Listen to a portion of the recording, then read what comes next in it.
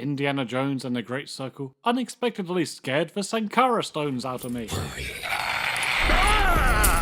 My PlayStation became an Archimedes dial, launching me back to my childhood, to a time before my love affair with horror, a time where the indie movies were among my most intense cinematic experiences.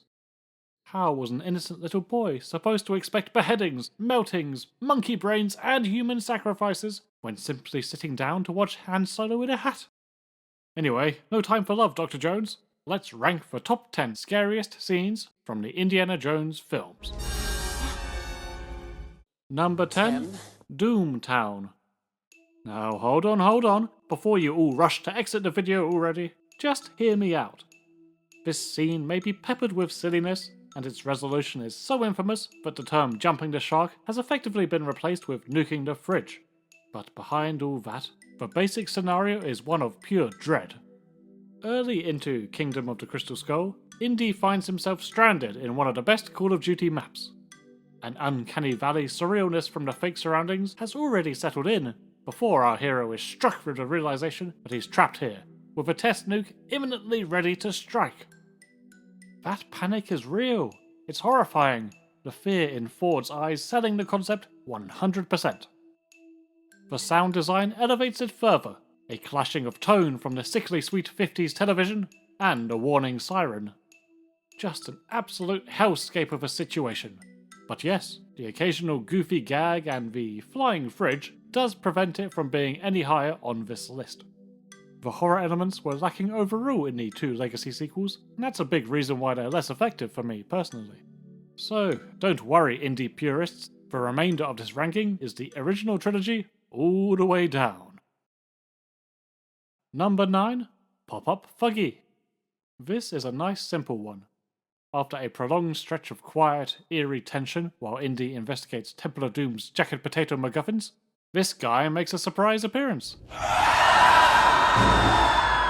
It may only be a basic jump scare, but as a kid, this peekaboo motherfucker caught me off guard every single bloody time. Number 8, Jungle Warning. An underrated scene, this one. The trio are being led on a trek from the starving village to Pankot Palace, when an ominous omen stops them in their elephant tracks. Lurking in the trees is a statue of Kali, adorned with severed body parts, animal carcasses, and fresh blood, all while the skies above fill with giant vampire bats. For a franchise that is known for its bombacity, this moment is played low-key. Even Indy's foray into stern parenthood is unnervingly tame. Temple of Doom so far has been shouting and screaming, but here we just get an unsteady command. Don't come up here. The scene acts as a pivot for Temple of Doom, a direct implication of the darker tone and evil events to come. In other words, from this point, anything goes. I suppose what keeps this brief moment lower in people's estimations is that it is a rather generic scene for an adventure film. It could also be seen as a repeat of a similar trope from the intro of Raiders. A jungle trek interrupted by a portent statue involving winged animals and the guides being frightened away? However, I feel this incarnation of the trope is the superior one, blacker in tone and more plot relevant to boot. Number 7, Bugs. Why did it have to be bugs? Sticking with the dark horse that is Temple of Doom, your mileage may vary with this scene depending on your personal phobias. Speaking for myself, I absolutely abhor creepy crawlies, so the scenes featuring all manner of these little and, oh dear god, not so little critters, my skin's itching thinking about it. Let's just say, if I was in Willie's position, Indy and Short Round would be human kebabs. Sorry guys, not sticking my hand in that slimy hole of antennas and feet and When the DVD box set was released, I can vividly recall sticking on the special features disc, hoping to see how the FX team created such realistic looking monsters, only to have my worst fears confirmed. Those fuckers were real. I mean, I was afraid of a minuscule garden woodlouse. My tiny brain couldn't compute the existence of these exotic bugs. It is easily the most compelling and fear-inducing of all the abundant animal scenes that occur in the series, though I admit I still get squirmy at the rat in the hair. So why is this not higher on the list? Frankly, their predominant scene is just so much damn fun, but the fear is somewhat squashed.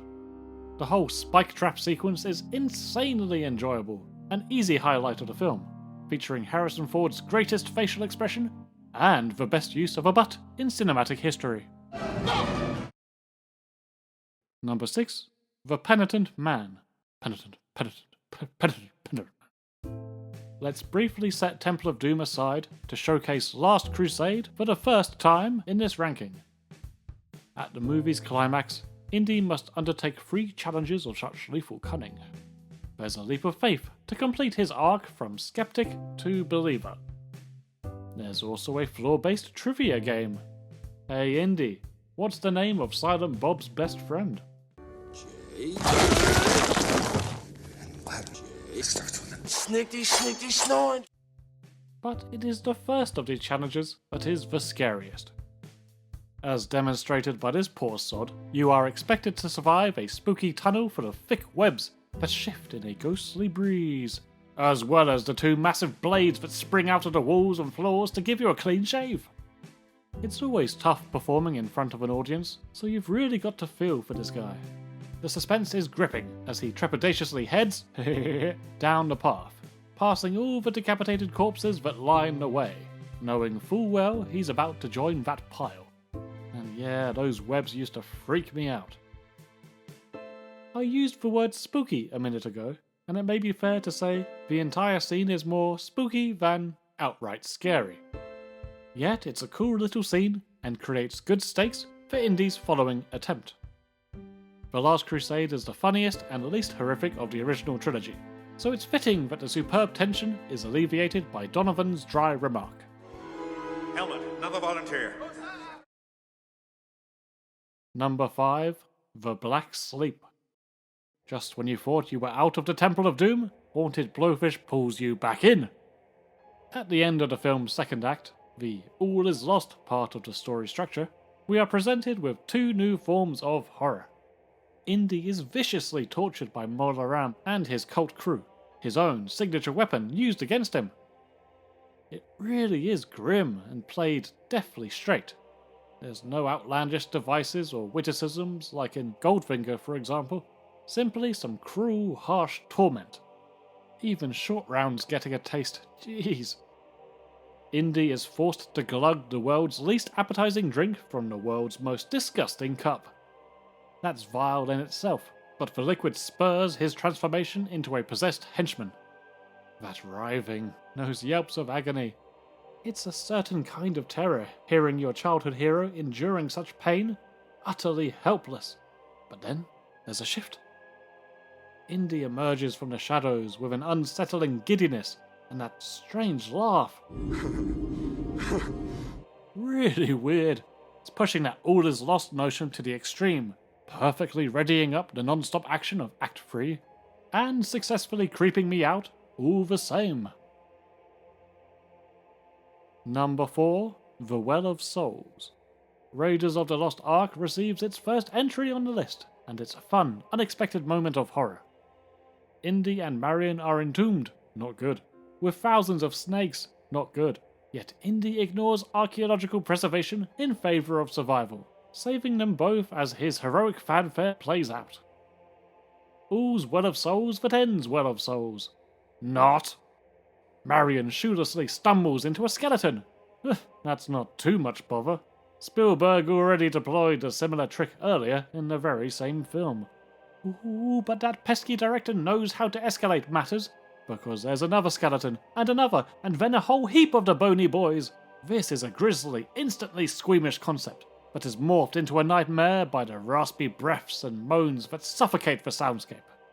Throw in the frenetic editing, Karen Allen's convincing terror, and a skull receiving a snake job, and we are in truly horrific territory. Indy rescues her, and it is revealed that the situation was not as claustrophobic as we and Marion thought.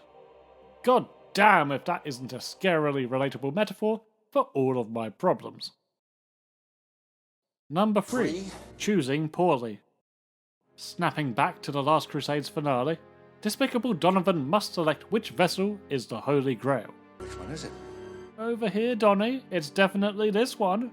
Oh fine, trust a blonde who's made an entire career out of being untrustworthy. Of course, he's given the wrong cup, as John Williams lets us know with an expertly timed musical tingle. Shivers creep up your spine as each shot reveals Donovan to be sicker and sicker. Another neat filmmaking trick with the makeup there. But for the big finish, there's no cutaways, no. We linger on the villain's intense transformation into Christopher Lloyd and beyond. Great Scott! It is an image that has stuck with me since the very first viewing all those years ago. Christ, I'm starting to feel a little Donovan myself. That said, it does feel reminiscent of Raiders' ending. The nature of the death at the hands of the MacGuffin, and even the way it's presented. Alas, it is not as shocking or edgy as that earlier scene, but we'll get to that soon enough. And as I said in the other segment, Last Crusade is more family-friendly overall, so the bloodless death is in keeping with that, and the horror is once again punctured by some unforgettable dry wit. He chose poorly. Number 2. Don't go taking my heart. Even upon entering the room, you know some serious shit's gonna go down. The giant imposing figure, ominous red lighting, flayed skin rags for decorations, the open lava pit to really give health and safety advisors the willies. No sir, this is not what you want to find hidden under your Premier Inn. Everything about this scene is fire, literally. From the rhythmic percussion ever rising as the horror unfolds, and Molaram's face reveal emerging behind a hot puff of smoke, the desperate pleas of the victim, reciting a mantra when faced with the unspeakable, which I will speak about right now, because Molaram bloody rips his bloody heart out, and the chap's still living, the organ's still pumping, so they lower the guy into a whirlpool of molten madness. Om Nom Shiva, Om Nom Shiva, your hair is winter fire, January embers, my heart burns there too! A scene so dark, it suffered several cuts in the UK, and inspired the creation of the PG-13 rating in the US. Also, pretty damn heavy for a film that opened with a fantasy musical number and a playful mob shootout. It was genuinely shocking to see as a kid, and as an adult, it still gets the heart racing. Enough said, but what could be scarier than that? Number 1. The Miracle of the Ark. I know some will argue that the heart sacrifice in Temple of Doom should be number 1, because the victim is innocent. The villains who experience the nightmarish events that conclude Raiders deserve that fate. There's a powerful satisfaction to it. I agree, no doubt, but I'd still counter with a few points. On a personal level, this was the scene that I dreaded to see on rewatches. It is also by far the goriest part of the franchise. I know they added the fire effect to maintain a lower age certification, but I still can't believe they got away with what they got away with.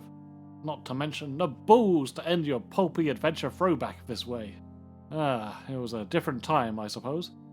But yes, there were 2 elements that scared me the most. Firstly, the music. John Williams' score here is among his finest work, and given who we're talking about, that is really saying something. The crescendo of the Ark's musical motif, from subtle and mysterious to overwhelmingly tense as the anticipation builds, and then the switch. It's like Williams riffing on Bernard Herrmann, one master inspiring another, the Psycho Shower soundtrack on crack. Such an intense piece of music it is, that I even had goosebumps trying to play the corresponding level in a Lego game for Jehovah's sake. The tonal switch is the other most terrifying factor for me. Young Blowfish was already on edge with the ghosts, but Belloc was right. They are beautiful! And then on a dime, beauty becomes beast. Speaking of images sticking with you, that face haunted me for yonks. Never thought I'd relate to this prick, but here we are. Toad's been a cackling dickhead the whole time, only losing his cool from a bit of heat. But now, that scream. Yeesh. Dietrich gets the Nancy Reagan special. Belloc's brain goes boom. Oh, 81 was a fine year for head explosions. But at the end of the day, it's Toad's melting demise that is the highlight. Completely savage. Between that and the ghost babe, I should have listened to Indy and looked away. So, there you have my top 10 scariest Indiana Jones scenes. Apologies to Dial of Destiny. You had some CGI eels for about 30 seconds, I guess. Do you agree or disagree with anything on my list? Let me know what scenes I missed that you would have put on there instead. And I'll see you next time. I whip my whip back and forth, I whip my whip back and forth, I whip my whip back and forth, I whip my whip back and forth.